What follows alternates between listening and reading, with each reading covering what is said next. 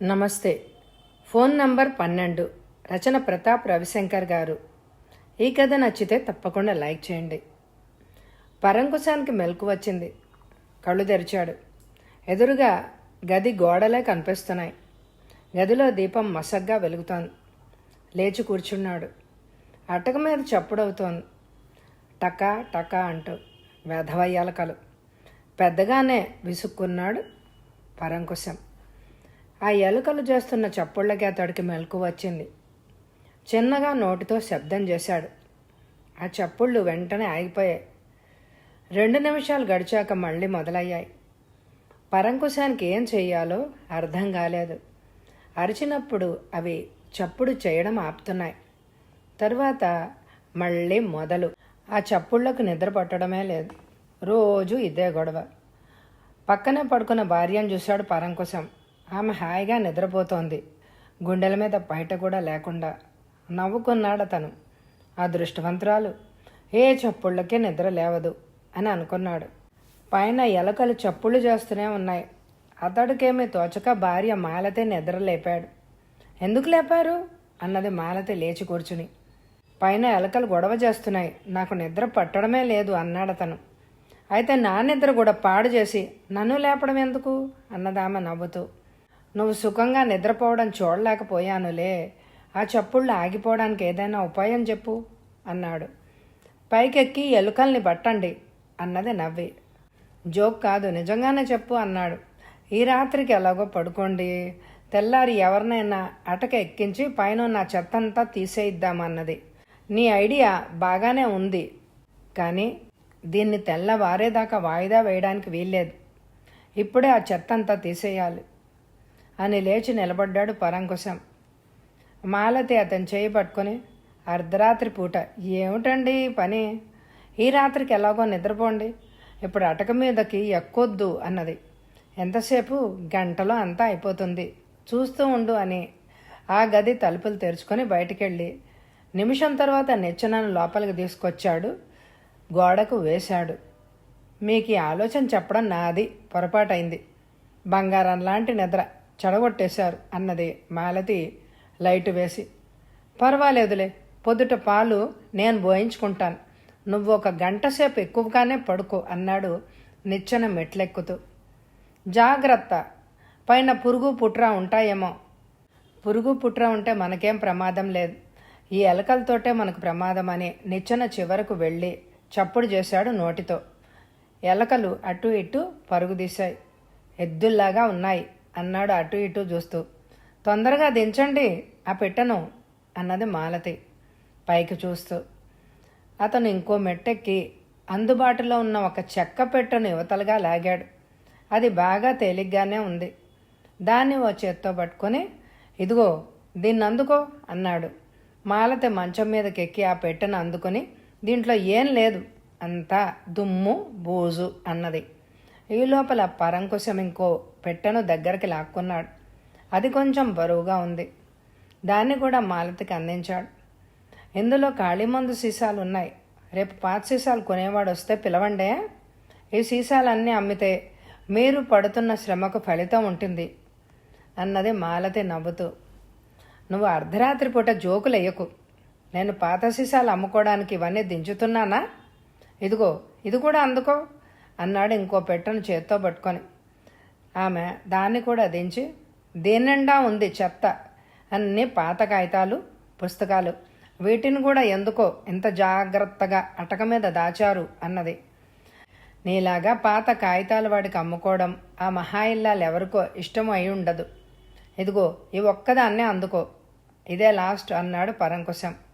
అందుకుంది మాలతి. ఆ చెక్క పెట్ట బాగానే తేలిగ్గా ఉంది. దానిలో ఏవో బట్టలున్నాయి. పాత బట్టల్ని కూడా పైన పారేయడం ఎందుకో అని ఆ బట్టల్ని పైకి తీసింది మాలతి. వెంటనే అందులోంచి ఏదో కిందపడి కంగుమని మ్రోగింది. వెంటనే ఏమిటది అన్నాడు పరంకుశం నిచ్చెన దిగి. ఏమో మంచం కిందకెళ్ళింది అని వంగి చూసి ఆశ్చర్యంతో చిన్నగా అరిచింది. ఏమిటి అంటూ అతన్ని కూడా వంగి చూసి, మై గాడ్, రివాల్వర్ అన్నాడు. మాలతి అతనికేసి భయంగా చూసింది. రియల్లీ వండర్, ఆ పాత బట్టల పెట్టెలో రివాల్వర్ ఉండడం ఏమిటి? అసలు ఈ బట్టలు ఎవరివో? కొంపదీసి ఇవి ఏదైనా హత్యకు సంబంధించినవేమో. ప్యాంటు, ఫుల్ షర్టు, బనీను, ప్యాంటుకు షర్టుకు అక్కడక్కడ నెత్తురి మరకలు ఉన్నాయి అన్నాడు అతను చిన్నగా. అవును అన్నది వాటిని చూసి. తర్వాత ఈ బట్టలు కూనీ చేసిన వాడివి అయి ఉంటాయి అంది. తప్పకుండా కూనీ చేసిన వాడివే. అయితే కూనీ చేసింది ఎవరు? ఎవరిని కూనీ చేశాడు అన్నాడు ఆలోచిస్తూ. నన్ను అడుగుతారేంటి? నాకు అసలే భయంగా ఉంది అన్నది మాలతి బెదురుతున్న కళ్ళతో. భయపడకు, నిజానికి నాకు కూడా భయంగానే ఉంది. ఈ బట్టల్ని, ఈ రివాల్వర్ని ఎవరైనా చూడటం జరిగింది అంటే నేనే ఎవరినో హత్య చేసి వీటిని దాచిపెట్టాను అని అంటారు అని అన్నాడు. అందుకని ఓ పని చేద్దాం, వీటిని ఇలాగే పైన బారేద్దాం అంది. నీ ప్లాన్ బాగానే ఉంది, కానీ చిన్న లోపం ఉంది. వీటిని ఇలా దాచిపెట్టడం వల్ల అసలు హంతకుడు బయట ప్రపంచంలో హాయిగా తిరుగుతూ ఉంటాడు. వాడు మరికొన్ని హత్యలు చేసే అవకాశం కూడా ఉంది. మన హంతకుడిని అలా వదిలేయకూడదు. కాబట్టి వీటిని పోలీసులకు అప్పగించాలి అన్నాడు మంచం మీద కూర్చుని. అలా చేస్తే ఈ కేసు మన నెత్తికి చుట్టుకుంటుందేమో. అసలే పోలీసులు అనుమానస్తులు. వాళ్ళు సులభంగా కేసు ముగించే ఉపాయం చూస్తారు. ఈ హత్యను మనమే చేశామని చివరికి మనల్ని ఎరుకొని పడేస్తారేమో అన్నది మాలతి కంగారుగా. శాంతించు మాల, నాకు ఒక ఆలోచన వచ్చింది. మనం ఈ బట్టల్ని, రివాల్వర్ని ఈ నగరంలో ఉన్న ప్రముఖ డిటెక్టివ్ జగదీష్ దగ్గరికి తీసుకెళ్దాం. జరిగిందంతా ఆయనతో చెప్దాం. తర్వాత ఆయన చెప్పిన ప్రకారం చేద్దాం అన్నాడు గబుక్కున. ప్రైవేటు డిటెక్టివా? ఆయనకు మనం ఫీజు ఇచ్చుకోవద్దు అన్నది మాలతి.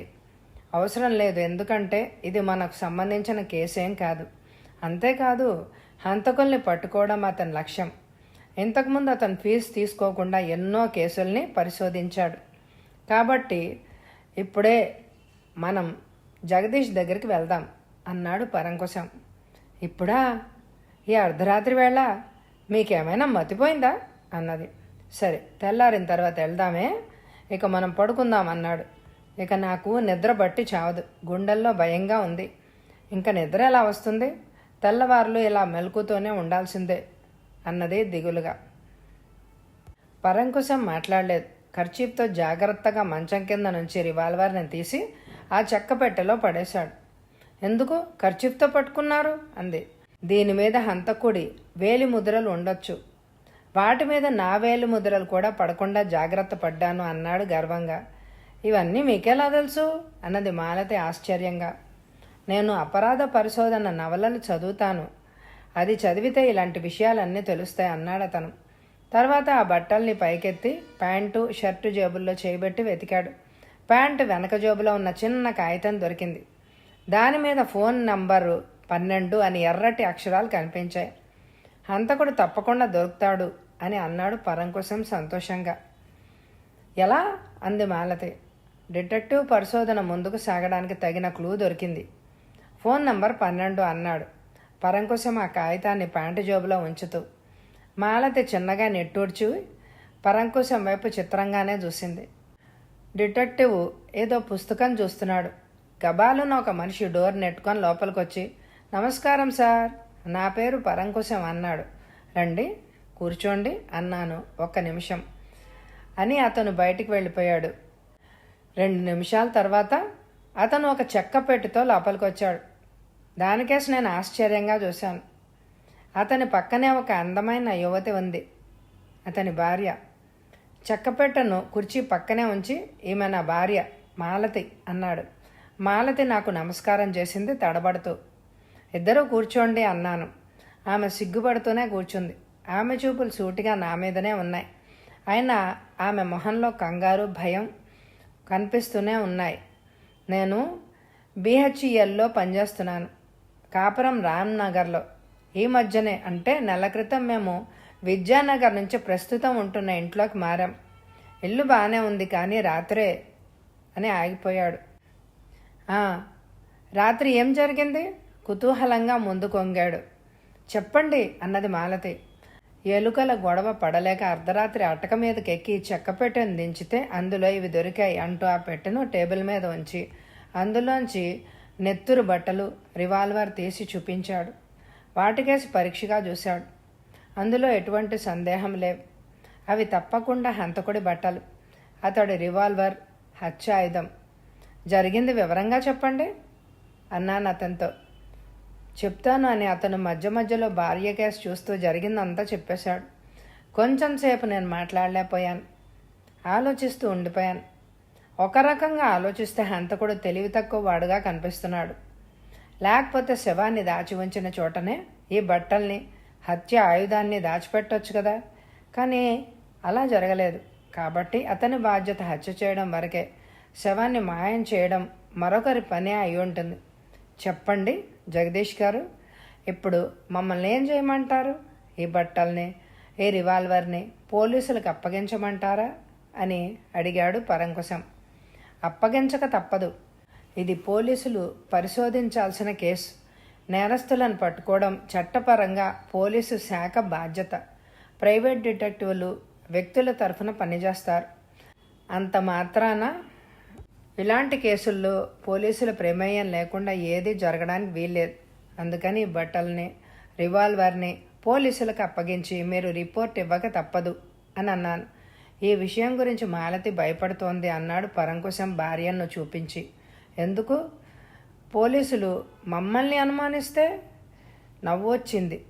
నిజమే, పోలీసుల గురించి పబ్లిక్లో ఇటువంటి భయమే ఎక్కువగా ఉంది. అందుకే ఏదైనా జరుగుతున్నప్పుడు చూసినా పోలీసుల దగ్గరికి వెళ్ళి తెలియజేయరు. మీరు అలా భయపడాల్సిన అవసరం ఏమీ లేదు. పోలీసులు మిమ్మల్ని అనుమానించరు. అలా అనుమానించకుండా నేను చేస్తాను. మీరు పోలీసులకు రిపోర్ట్ ఇవ్వడం ద్వారా వాళ్లకు సహకరిస్తున్నట్టే అవుతుంది. ఒక హంతకుడిని చట్టానికి పట్టిస్తున్నారు. ఇంకొక విషయం, ఈ కేసును నేను కూడా పరిశోధిస్తాను. హంతకుడిని నేను పట్టుకుంటాను అని అన్నాడు.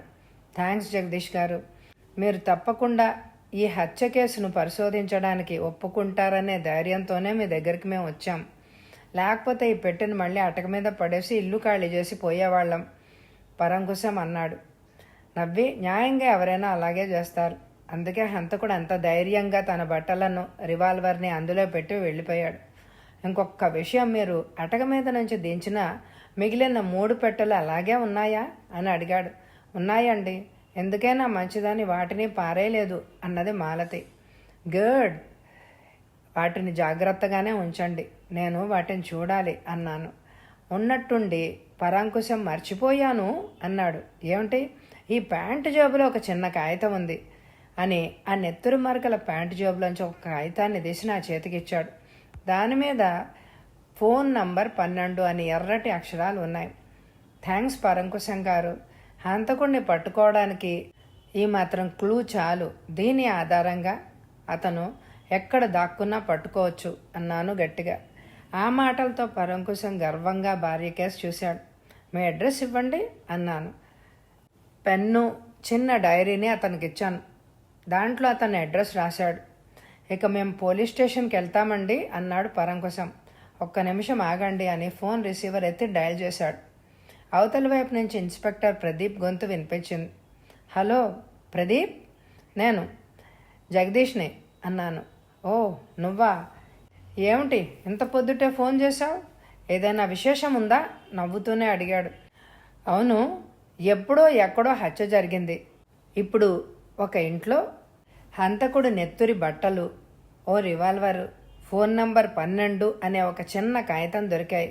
ఈ బట్టలు దొరికిన ఇంట్లో ప్రస్తుతం పరంకుశం అనే అతను భార్యతో అద్దెకుంటున్నాడు. ఇప్పుడు వాళ్ళిద్దరు నా దగ్గరే ఉన్నారు. నీ దగ్గరకు పంపిస్తున్నాను. వాళ్ళ దగ్గర రిపోర్ట్ తీసుకో. తర్వాత నిన్ను కలుస్తాను అని అన్నాడు. అలాగే, స్టేషన్లోనే ఉంటాను. వెంటనే పంపించు. కేసులు లేక చాలా బోరు కొడుతోంది. అందులో హత్య కేసు తగిలి చాలా రోజులైంది అన్నాడు నవ్వుతూ. ఫోన్ పెట్టేశాను. ఇంకా మీరు వెళ్ళొచ్చు అన్నాడు పరంకుశం. థ్యాంక్స్ జగదీష్ గారు, వెళ్ళొస్తాం అంటూ నమస్కారం చేసి బయటికి నడిచాడు పరంకుశం. అతని వెనకే మాలతి కూడా నడిచింది. కుర్చీలో వెనక్కు వాలాడు అతను. ఇన్స్పెక్టర్ గారు ఉన్నారా? పోలీస్ స్టేషన్ బయట నిలబడి ఉన్న కానిస్టేబుల్ని అడిగిందా యువతి. ఆమె ఎర్రగా ఉంది, పొడవుగా ఉంది. పొడుగాటి వాలుజడ, వాయిల్ చీర కట్టుకుంది. నుదుటి మీద పెద్ద ఎర్రటి తిలకం బొట్టు చదువుకున్న దానిలాగానే ఉంది. ఎందుకు అని అడిగాడు కానిస్టేబుల్. పనుంది, ఆయనతో మాట్లాడాలి. లోపలికి వెళ్ళండి అన్నాడు కానిస్టేబుల్. ఆమె లోపలికి వెళ్ళి ఏదో రాసుకుంటున్న ఇన్స్పెక్టర్ ప్రదీప్కు నమస్కారం చేసింది. కూర్చోండి అన్నాడు అతను. అతనికి ఎదురుగా ఉన్న కుర్చీలో కూర్చుంది. నా పేరు శివలీల అన్నది. చెప్పండి అన్నాడు కుతూహలంగా. నాకు ఒక అక్కయ్య ఉంది. ఆమె 6 నెలల క్రితం ఇంట్లోంచి వెళ్ళిపోయింది. ఎక్కడికి వెళ్ళిపోయిందో మాకెవ్వరికీ తెలియదు. 2 నెలల క్రితం అక్కయ్య ఈ ఊళ్ళో కనిపించిందని ఇక్కడే ఉంటున్న నా స్నేహితురాలు ఓ ఉత్తరం రాసింది. ఇక్కడికి వచ్చాను. ఇక్కడికి వచ్చిన వారం రోజుల తర్వాత అక్కయ్య ఓ రోజు సాయంత్రం 6 గంటలప్పుడు కోటి సెంటర్లో ఒక షాప్ ముందు మోటార్ సైకిల్ పక్కన నిలబడి కనిపించింది. నన్ను చూడగానే కలవరపడింది. నేనే పలకరించాను. ఇంట్లోంచి ఎందుకు వచ్చేసావు అని అడిగాను. చెప్పలేదు. మేమిద్దరం మాట్లాడుతూ ఉండగా షాపులో నుంచి ఒక అతను బయటకు వచ్చాడు. అతను సన్నగా పొడవుగా ఉన్నాడు. నన్ను చూసి ఆశ్చర్యపడ్డాడు. నేను కూడా మా అక్కయ్య లాగానే ఉంటాను. ఎవరి అమ్మాయి, నీ చెల్లెలా అని అడిగాడు. అవును అని తలూపాను. అచ్చం నీలాగే ఉందే అన్నాడు సిగరెట్ వెలిగిస్తూ. అక్కయ్య మాట్లాడలేదు. మనం ఇంటికి వెళ్దామా అని అడిగాడు అక్కయ్యను. వద్దు, ముందు మనం ఇక్కడి నుంచి వెళ్ళిపోదామన్నది. నీతో మాట్లాడాలి అక్కయ్య, అమ్మ నీకోసం ఏడుస్తోంది అన్నాను. అది వినిపించుకోలేదు. అతన్ని మోటార్ సైకిల్ని స్టార్ట్ చేయమని తొందర చేసింది. అతను స్టార్ట్ చేశాడు అయిష్టంగానే. అతను ఎక్కగానే తను కూడా ఎక్కి ఇంటికి వెళ్ళిపో అన్నది. మోటార్ సైకిల్ వెళ్ళిపోయింది అంతే. అప్పటి నుంచి ఇప్పటి వరకు అక్కయ్య మళ్ళీ నాకు కనిపించలేదు. నాకెందుకో అనుమానంగా ఉంది. అక్కయ్య ఏమైందో తెలియదు. అందుకే మీ దగ్గరకు వచ్చాను. దయచేసి మా అక్కయ్య గురించి ఆరా తీయండి. అది ఎక్కడుందో తెలుసుకోండి. ఎక్కడున్నా అది క్షేమంగా ఉంటే చాలు అన్నది శివలీల ప్రాధేయపడుతున్నట్టుగా. తలూపాడు ఇన్స్పెక్టర్ ప్రదీప్. తర్వాత మిమ్మల్ని కొన్ని ప్రశ్నలు అడుగుతాను, వివరంగా జవాబులు చెప్పండి అన్నాడు. అడగండి. కంగారులో సరిగ్గా చెప్పడం కుదరలేదు అన్నది శివలీల. మీదేవూరు? కాజీపేట. తల్లి తండ్రి అక్కడే ఉంటున్నారా? మా నాన్న లేడు, 10 ఏళ్ల క్రితమే పోయాడు. అమ్మ మేమిద్దరం ఉండేది అక్కడే. అక్కయ్య నేనే. తమ్ముళ్ళు చెల్లెళ్ళు లేరు. మీ అక్కయ్య ఎంతవరకు చదువుకుంది? BA పాస్ అయింది. మీ ఊళ్ళో ఉద్యోగం చేసేదా? అవును. ఒక కాన్వెంట్లో టీచర్గా పనిచేసేది. ఇంట్లోంచి వెళ్ళిపోయే ముందు వరకు పనిచేస్తూనే ఉండేది. మీ అక్కయ్య పేరు నాకు చెప్పనే లేదే. సారీ, పేరు మనోరమ. మనోరమ ఒంటరిగానే ఇల్లు వదిలి వెళ్ళిపోయిందా? అంటే ఇలా అడుగుతున్నందుకు అపార్థం చేసుకోవద్దు. ఒకవేళ మీ అక్కయ్య ఎవరినైనా ప్రేమించి ఉంటే అతడితో కలిసి ఇంట్లోంచి వెళ్ళిపోయిందేమోనని. మా అక్కయ్య మా ఊళ్ళో ఎవ్వరిని ప్రేమించలేదు. ఆ విషయం నాకు బాగానే తెలుసు. అది ఒంటరిగానే వెళ్ళిపోయింది. వెళ్ళిపోయే ముందు ఆమె ప్రవర్తన ఎలా ఉండింది? మీ ప్రశ్న నాకు అర్థం కావడం లేదు అన్నది శివలీల. ఇంట్లోంచి వెళ్ళిపోవడానికి 2-3 రోజులకు ముందు మీ అక్కయ్య విచారంగా కానీ బాగా సంతోషంగా కానీ ఉందా? అవును. అసలు విషయం నేను చెప్పడం మర్చిపోయాను. అక్కయ్య ఇంట్లోంచి వెళ్ళిపోవడానికి 2-3 రోజులకు ముందు అక్కయ్య పేరున ఒక కవర్ వచ్చింది. ఎక్కడి నుంచి అని నేను అడిగాను. అది చెప్పలేదు. తర్వాత తనతో చదివిన ఒక అమ్మాయి విజయవాడ నుంచి రాసింది అని చెప్పింది. చించేసిన కవర్ను అది కిటికీలోంచి బయటకు పడేసింది. నాకు అనుమానం వచ్చింది. సాధారణంగా ఎవరి దగ్గర నుంచైనా ఉత్తరం వస్తే అది చదివిన తర్వాత ఆ ఉత్తరాన్ని చదవడానికి నాకు ఇస్తుంది. కానీ ఆ రోజు వచ్చిన ఉత్తరాన్ని అది నాకు ఇవ్వలేదు. అందుకే బయటకెళ్ళి పారేసిన కవర్ను తీసుకొని చూశాను. దాని మీద హైదరాబాద్ పోస్టల్ ముద్ర ఉంది. అక్కయ్య నాకు అబద్ధం చెప్పిందని గ్రహించాను. అయినా దాన్ని నేను అడగదలుచుకోలేదు. మనసులోనే నేను బాధపడ్డాను. ఆ తర్వాత 2 రోజులకే అక్కయ్య ఇంట్లోంచి వెళ్ళిపోయింది. ప్రదీప్ నిమిషం సేపు మాట్లాడలేదు. తర్వాత మీ అక్కయ్య ప్రవర్తన ఎలాంటిది అని అడిగాడు.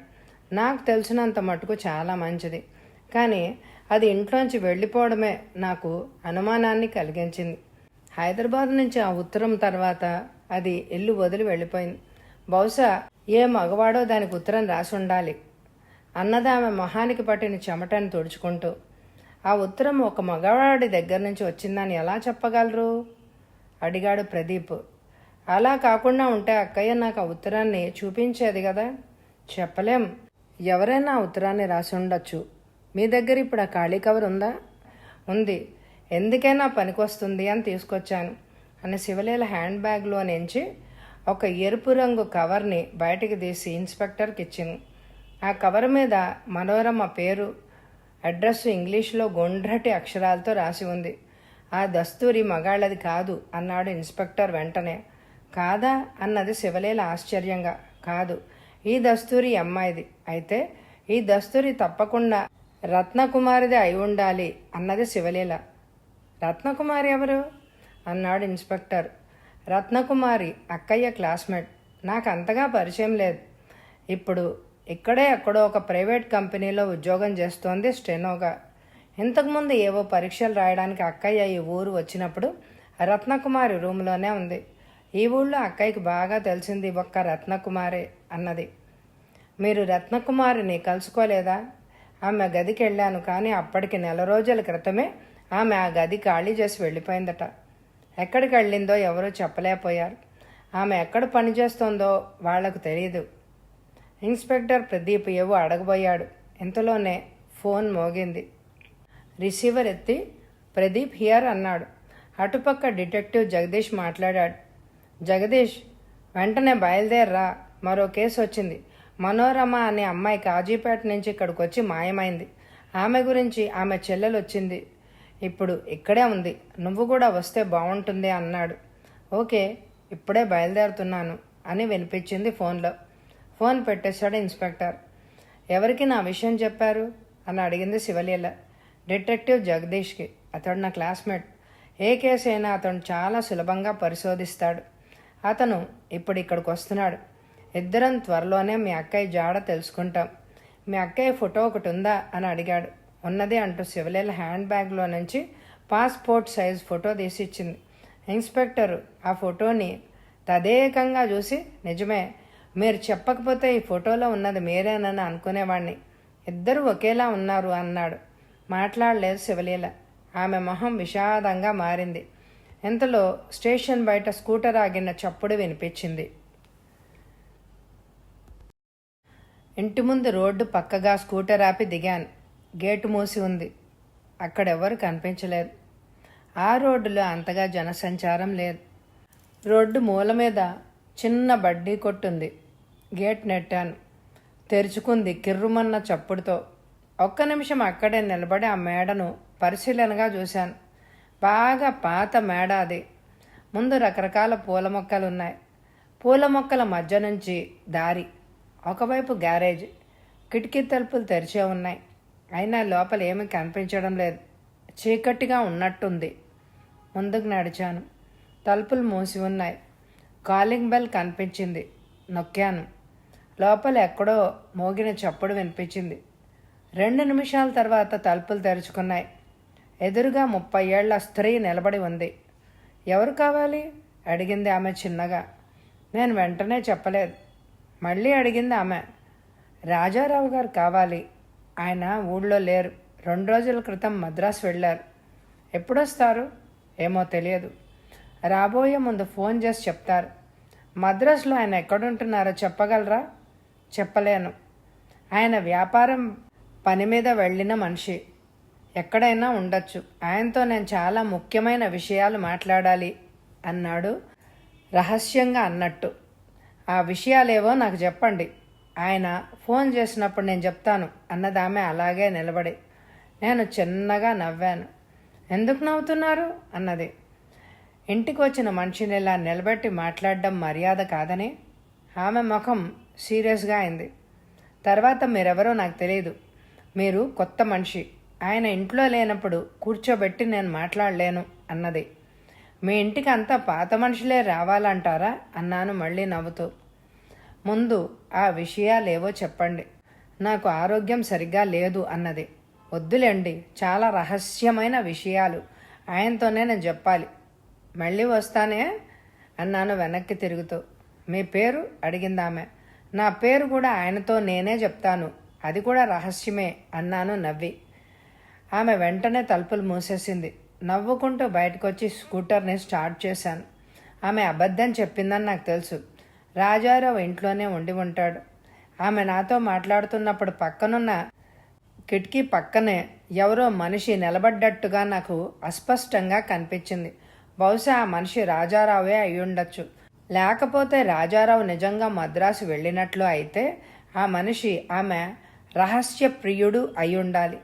స్కూటర్ని ఆ వీధి కార్నర్లో ఉన్న బడ్డీ కొట్టు ముందు ఆపాను. దిగి కొట్టు దగ్గరికి నడిచి 5 రూపాయల నోట్ అతడికిస్తూ, ఓ పనామా ఫిల్టర్ ప్యాకెట్ అని అన్నాను. అతడు ఇస్తున్నప్పుడు, ఆ మేడలో ఉండే రాజారావు తెలుసా అని అడిగాను. తెలియదు సార్ అన్నాడు అతను. తెలీదా? ఎన్నేళ్ల నుంచో ఆ మేడలో ఉంటున్నాడు. ఆ మేడ ఆయన సొంతమే అన్నాను. ఏమో, నేను ఇక్కడ ఈ బడ్డీ పెట్టి కొద్ది రోజులే అయింది అన్నాడు. నిరుత్సాహం అనిపించింది. పరిశోధన ముందుకు సాగడం లేదు. ఈ రాజారావు ఎవరో కాదు, ఫోన్ నంబర్ 12 యజమాని. Rajarao phone number 12. అక్కడి నుంచే నా పరిశోధన మొదలు పెడదాము అని అనుకున్నాను. కానీ ఇలా జరిగింది. అందుకే స్కూటర్ని రామ్ నగర్ వైపు పోనిచ్చాను. నేను వెళ్ళేసరికి పరంకుశం ఇంట్లో లేడు, ఆఫీస్కి వెళ్ళాడు. మాలతి ఇంట్లోనే ఉంది. నన్ను చూడగానే రండి అంటూ నవ్వుతూ లోపలకు ఆహ్వానించింది. కూర్చున్నాను. ఎంతవరకు వచ్చింది మీ పరిశోధన అని అడిగింది కాఫీ తెచ్చిస్తూ. ఇవాళే మొదలుపెట్టాను. ఈ పక్కింట్లో ఎవరుంటున్నారో మీకు తెలుసా అని అడిగాను.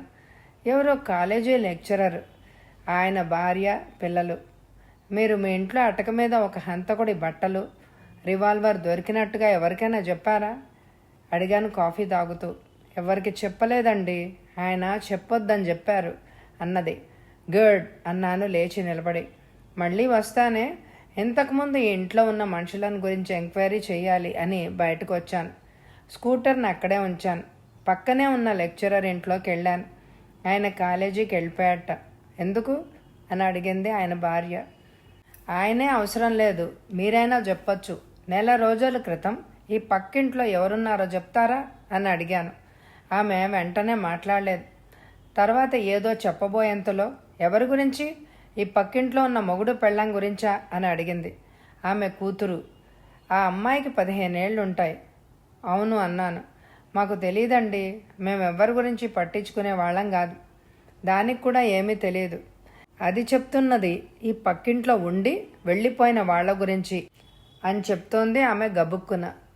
ఆమె అబద్ధం చెప్పిందని ఆమె మొహమే చెప్పింది.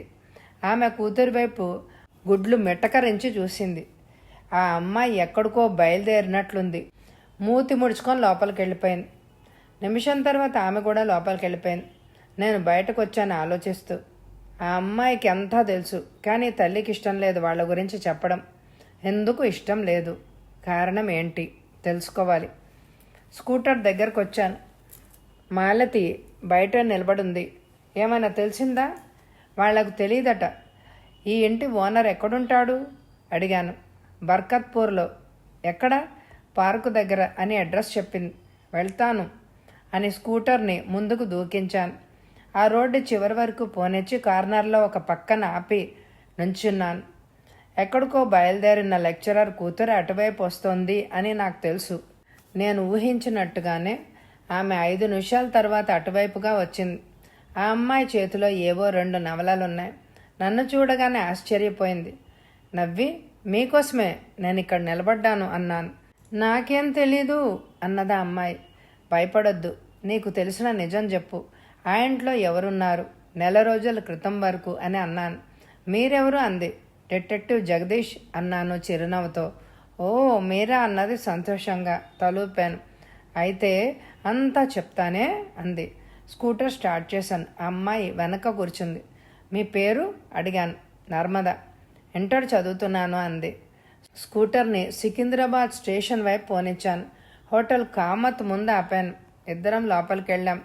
కామత్ అంత రద్దీగా లేదు. ఇద్దరం ఒక మూలగా కూర్చున్నాం.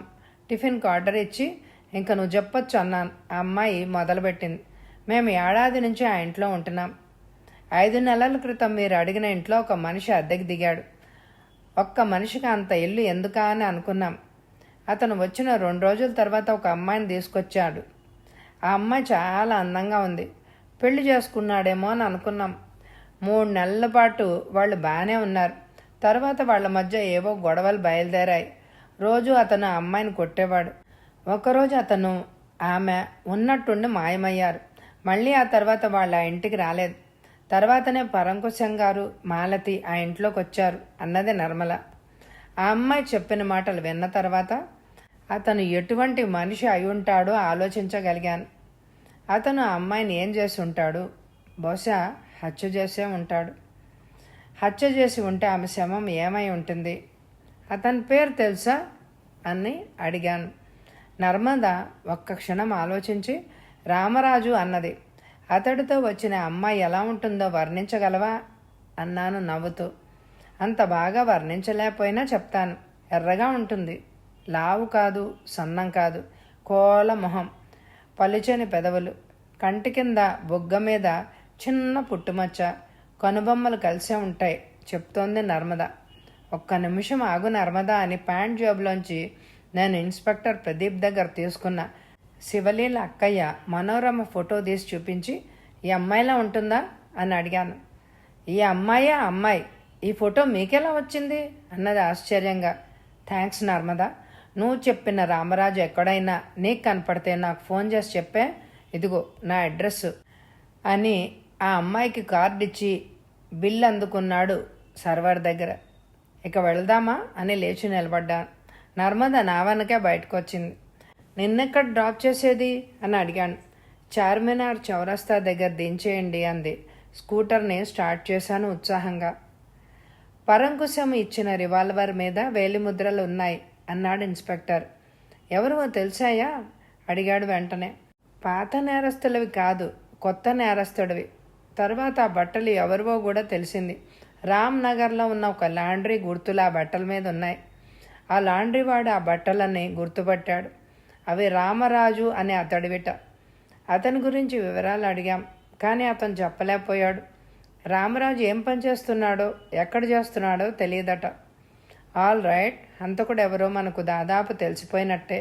ఇక నా పరిశోధన ఎంతవరకు వచ్చిందో చెప్తాను అని చెప్పాను.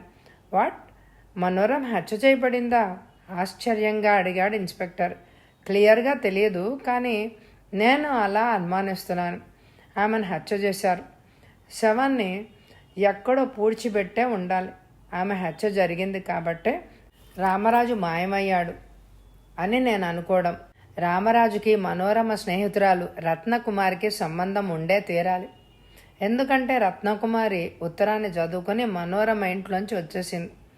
ఆ తర్వాత ఆమె రామరాజుతో కలిసి శివలీలకు కనిపించింది. అసలు రామరాజు మనోరమ ఎలా కలిశారు? రత్నకుమార్ ద్వారానే కలిసి ఉండాలి. అంతకంటే వేరే దారేమీ లేదు. రత్నకుమారి వీళ్ళిద్దరిని ఎందుకు కలిపింది? అందువల్ల తనకొచ్చే ప్రయోజనం ఏంటి? అంతేకాదు, ఇక్కడ ఇంకో మనిషి కూడా ఉన్నాడు. ఫోన్ నంబర్ 12 యజమాని రాజారావు. అతనికి కూడా ఈ కేసులో సంబంధం ఉంది. అందుకే అతను తన ఉనికిని బయటికి రానివ్వడమే లేదు. మనం ఇప్పుడు వేగంగా కదలాలి. ఇకపోతే మనం పరిశోధనకు పూనుకున్నట్టు హంతకుడికి తెలిసిపోయింది. అతను పారిపోవచ్చు అన్నాను. నిజమే, ముందు మనం రత్నకుమారి ఎక్కడుందో తెలుసుకోవాలి అన్నాడు ఇన్స్పెక్టర్. ఆమె పాత అడ్రస్ నీ దగ్గర ఉన్నదా? ఉంది, శివలీల చెప్పింది. ఎక్కడ? మల్కాజిగిరిలో. వెంటనే బయలుదేరదాం. ఇద్దరు స్కూటర్ మీదే బయలుదేరారు. పావుగంటలో మల్కాజిగిరికి వెళ్ళాం. డోర్ నంబర్ ప్రకారం రత్నకుమారి ఇంతకుముందు ఉన్న గదిని కనుక్కున్నాం. ఆ గదికి తాళం పెట్టుంది. ఎవరు కావాలి? ఎదురుగా కిళ్ళి బంకులో కూర్చున్న ఒక ఆడమనిషి అడిగింది. ఆమె నల్లగా బలంగా ఉంది. చూడగానే అటువంటి సరికే అనిపిస్తోంది ఎవరికైనా. రత్నకుమారి ఎవరండి ఇక్కడ? ఆమె ఇప్పుడు ఇక్కడ ఉండడం లేదు. ఎక్కడుంటుంది? ఏమో నాకు తెలీదు అన్నది అదోలా. ఆమె ఇన్స్పెక్టర్ని చూసి భయపడుతోందని గ్రహించాను. అందుకే ఇన్స్పెక్టర్ని అవతలగా వెళ్ళమని నేను ఆమె దగ్గరికి వెళ్ళాను. చాలా అవసరం, ఆమెను అర్జెంటుగా కలుసుకోవాలి అంటూ జేబులోంచి 20 రూపాయల నోటు తీసి ఆమె చేతికిచ్చాను. ఆమె వెంటనే ఆ నోటును అందుకుని ఒక చిన్న పెట్టెను తీసి అందులోంచి మడత పెట్టిన కాగితాన్ని తీసి నాకు ఇచ్చింది. ఎవరైనా స్నేహితులు తన కోసం వస్తే ఈ అడ్రస్ చూపించమని అన్నది. ఆ అడ్రస్ని నేను నోట్ చేసుకున్నాను. రత్నకుమారి సనత్ నగర్లో ఉంటుంది. ఆ అడ్రస్ కాగితం ఆమెకి ఇచ్చేశాను. వెంటనే ఏదో గుర్తుకొచ్చింది. పర్సులోంచి మనోరమ ఫోటో తీసి ఆమెకు చూపించాను. ఈ ఫోటోలో ఉన్న అమ్మాయిని ఎప్పుడైనా చూసావా అని అడిగాను. ఈ అమ్మాయి నాకెందుకు తెలియదు? రమ రత్నకుమారితో కలిసి ఈ ఇంట్లో కొన్ని రోజులు ఉంది, తర్వాత నాకు కనపడలేదు అన్నది. ఆమెకు థ్యాంక్స్ చెప్పి ఇన్స్పెక్టర్ దగ్గరకు వచ్చి రత్నకుమారి అడ్రస్ దొరికింది అని స్కూటర్ స్టార్ట్ చేశాను. స్కూటర్ ఒక చోట ఆగింది. రత్నకుమారి అడ్రస్ అదే. తీరా గేట్ నెట్టుకొని లోపలికి వెళ్ళిన తర్వాత ఇంటికి తాళం వేసింది. పక్క పోర్షన్లో ఎవరో ఒక ముసలామె కళ్ళజోడు పెట్టుకొని ఏదో చదువుతోంది. రత్నకుమారి గురించి ఆమెను అడిగాను. ఆమె గురించిన వివరాలు తనకు అంతగా తెలియవు అని చెప్పింది ఆమె. ఏదో ఉద్యోగం చేస్తోందని, ఒక్కసారి కొన్ని రోజుల పాటు ఇంటికి రానే రాదని కూడా చెప్పింది ఆమె. నిరుత్సాహంగా ఇన్స్పెక్టర్ని చూశాను. ఎక్కడికి పోతుంది బ్రదర్? ఉంటుంది ఇక్కడే కదా, మళ్ళీ వద్దాం. స్టేషన్కి వెళ్ళి ఇద్దరు కానిస్టేబుల్ నన్ను పంపించి నిఘా ఏర్పాటు చేయిద్దాం, దొరుకుతుందిలే అన్నాను చిన్నగా. నేను మౌనంగా వెనక్కు మళ్ళాను. 5 నిమిషాల్లో ఇన్స్పెక్టర్ ప్రదీప్ 4 పోలీసులతో జీప్లో బయలుదేరాడు. ముందు నా స్కూటరు, వెనక పోలీస్ జీప్. ఈ గూడిపుటానికి అంతటికి ముఖ్య కేంద్రం ఫోన్ నంబర్ 12. రత్నకుమారి ఆ ఇంటికి వెళ్ళినట్టు ఇప్పుడే మఫ్టీలో ఉన్న పోలీసు ఫోన్ చేసి చెప్పాడు. రాజారావు ఇంటి ముందు పోలీస్ జీప్ ఆగింది. అప్పటికే నేను స్కూటర్ దిగాను. మఫ్టీలో ఉన్న కానిస్టేబుల్ మాకు సెల్యూట్ చేశాడు. ఆ ఇంటి గేటు దగ్గరికి వేసి ఉంది. గబగబా దాన్ని నెట్టుకొని లోపలికి నడిచాం. ప్రదీప్, నేను, 4 పోలీసులు. రాజారావు మేడ అంతటా నిశ్శబ్దంగా ఉంది. తలుపులు మూసున్నాయి. చిన్నగా తలుపుల మీద చప్పుడు చేశాను. నిమిషం తర్వాత తలుపులు తెరుచుకున్నాయి. ఎదురుగా ఇంతకుముందు నాకు రాజారావు ఊళ్ళో లేడు అని అబద్ధం చెప్పిన ఆమె కనిపించింది. ఆమె ఏదో మాట్లాడబోయింది, కానీ నా పక్కనే నిల్చున్న పోలీసులను చూసి కంగారుగా లోపలకు పరిగెత్తబోయింది. కానీ నేను ఆమెకు ఆ అవకాశం ఇవ్వలేదు. చెయ్యి పట్టుకొని లాగి నోరు మూసి మెడ మీద ఒక నరాన్ని నొక్కాను. ఆమె వెంటనే తల వాల్చేసింది, అక్కడే కూలిపోతూ. ఇంకో 2 నిమిషాల వరకు ఆమె లేవదు. ఇల్లంతా వెతికాం, ఎవ్వరూ లేరు. రత్నకుమారి ఇంట్లోనే ఉందని, బయటికి రాలేదని మఫ్టీలో ఉన్న పోలీస్ చెప్పాడు. మళ్ళీ ముందు గదిలోకి పరిగెత్తాం. ఆ గదిలో ఏం లేదు. కానీ గది గోడలకు డిజైన్ ఎందుకు వేసి ఉన్నాయో నాకు అర్థమైంది. గోడలను తడిమాను. నా అనుమానం నిజమైంది. డిజైన్లో కలిసిపోయి గోడకు ఒక చెక్క తలుపు కనిపించింది. చిన్నగా ఏల వేశాను సంతోషంగా. తలుపు లాగాను, తెరుచుకుంది. అక్కడి నుంచి కిందకు మెట్లున్నాయి. గబగబా అందరం లోపలికి దిగాం. మెట్లు ఆగిపోయాయి. కింద విశాలమైన హాల్ కనిపించింది. ఆ హాల్లో ఒక ఇనుప స్తంభానికి కట్టివేయబడి ఒక యువతి కనిపించింది. ఆమెను చూడగానే నా కళ్ళు సంతోషంతో మెరిశాయి. ఆమె ఎదురుగా ఇంకో యువతి చేతిలో కొరడా పట్టుకొని నిలబడింది. వాళ్ళ ఎదురుగా కుర్చీలో కూర్చుని విస్కీ తాగుతున్నాడు ఒక వ్యక్తి. ఆయనకు 50 ఏళ్ళు ఉంటాయి. వాళ్ళు మమ్మల్ని చూడలేదు. కొరడా పైకెత్తింది ఆమె. ఆగు, గర్జించాను. ఉలిక్కిపడి వెనక్కి చూసింది ఆమె.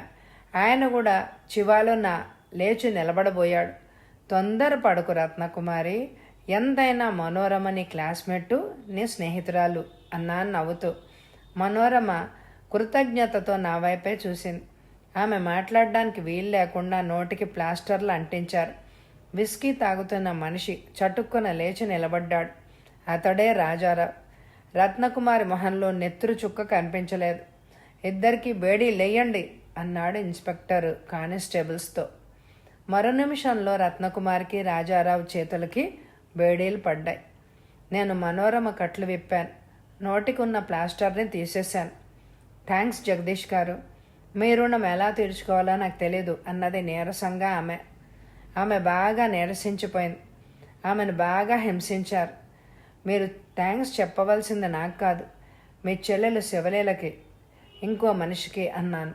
ఇంకో మనిషా? ఎవరు అని అడిగింది ఆమె. ఈయన పేరు పరంకుశం. ఇంతకుముందు మీరు రామరాజు ఉన్న ఇంట్లో ఉన్నప్పుడు అద్దెకుంటున్నారు. ఈయనకి అటక మీద పెట్టెలో నెత్తురు బట్టలు, రివాల్వరు దొరికాయి. ఆయన వాటిని తీసుకొచ్చి నాకు చూపించి నన్ను వీటి గురించి దర్యాప్తు చేయమన్నారు. తర్వాత మీ చెల్లెలు శివలీల ఇన్స్పెక్టర్ని కలుసుకుని మీ గురించి ఎంక్వైరీ చేయమని రిపోర్ట్ ఇచ్చింది అన్నాను. పోలీస్ స్టేషన్కి వచ్చిన తర్వాత, ఇంతకీ ఆ బట్టలు ఎవరివి? హత్య చేయబడింది ఎవరు? చేసింది ఎవరు అన్నాడు పరంకుశం. చెప్తాను, నాకంతా తెలుసు అని జరిగిన దాన్ని చెప్పడం మొదలుపెట్టింది మనోరమ. రత్నకుమారి నేను కలిసి చదువుకున్నాం. చదువు అయిపోయిన తర్వాత ఇద్దరం విడిపోయాం. ఆ తర్వాత రత్నకుమారి హైదరాబాదులో ఒక ఉద్యోగాన్ని సంపాదించుకున్నది. అప్పుడే ఆమెకి రామరాజుకి పరిచయం జరిగింది. అప్పుడప్పుడు రామరాజు రత్నకుమారి గదికి వచ్చేవాడుట. ఓసారి నేను ఒక ఉద్యోగానికి పరీక్షలు రాయడానికి హైదరాబాద్ వెళ్ళాను. అప్పుడు నేను రత్నకుమారి గదిలోనే ఉన్నాను. అప్పుడే నేను రామరాజును కలుసుకోవడం జరిగింది. అతను నిరుద్యోగి. అక్కడున్న వారం రోజుల్లోనే రామరాజు నేను బాగా దగ్గరయ్యాం. అతడు నన్ను పెళ్లి చేసుకుంటాను అని అన్నాడు. కానీ అతడికి ఉద్యోగం లేదని నేను వెంటనే అందుకు ఒప్పుకోలేదు. ఉద్యోగం వచ్చిన తర్వాత నేను చేసుకుందామని అనుకున్నాను. సరే అన్నాడు. తర్వాత నేను ఇంటికి వచ్చేసాను. తర్వాత ఒకరోజు హఠాత్తుగా రత్నకుమారి దగ్గర నుంచి ఉత్తరం వచ్చింది. అందులో రామరాజుకి ఉద్యోగం వచ్చిందని, అతను నన్ను వెంటనే బయలుదేరి రమ్మన్నాడని, పెళ్లి చేసుకోవడానికి సిద్ధంగా ఉన్నాడని రాసింది. ఆ విషయం నేను ఇంట్లో అమ్మకి చెల్లెలకి చెప్పలేదు. ఎందుకంటే మా అమ్మ నేను వెళ్ళడానికి ఒప్పుకోదు. చెల్లెలకి చెప్దాము అని అనుకున్నాను. దానికి చెప్తే అది తప్పకుండా అమ్మతో చెప్తుంది. అందువల్ల ఎవరికి చెప్పకుండా నేను హైదరాబాద్ వచ్చేశాను. రామరాజు నన్ను ఒక గుళ్ళో పెళ్లి చేసుకున్నాడు. ఇద్దరం ఒక ఇంట్లో కాపురం పెట్టాం.